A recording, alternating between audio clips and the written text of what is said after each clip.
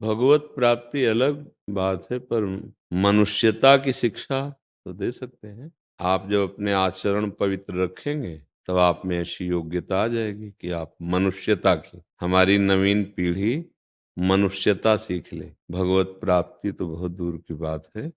आज हमारे समाज में राक्षसी वृत्ति बढ़ रही है। भगवान का भय ना होना, नाम जप ना होना, बुजुर्गों की आराधना ना करना, सबकी बुद्धि कलयुग ग्रसित है।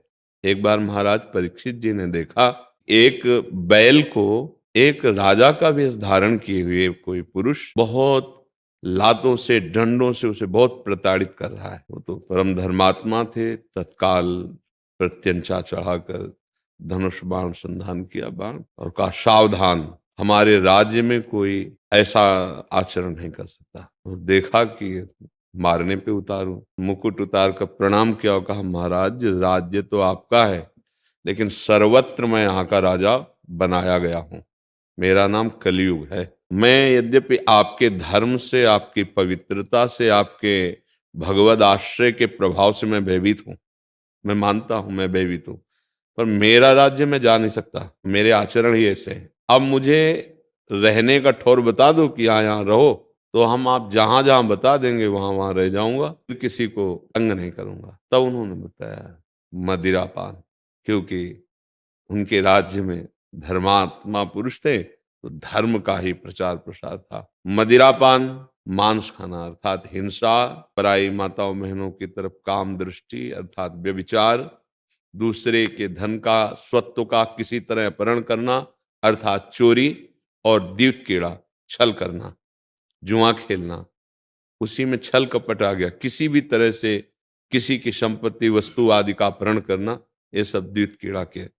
बोले ये स्थान हम आपको दिए। अब आप विचार कर लीजिए कि ये चीजें अगर जीवन में होंगी तो कलयुग वास करेगा, और कलयुग वास करेगा तो अधर्माचरण की वृद्धि होगी, राक्षसी बुद्धि का ऐसा प्रभाव होगा कि वो सोच ही नहीं पाएगा कि मेरा मंगल किसमें है, मेरा कल्याण किसमें है, मेरा सुख किसमें है।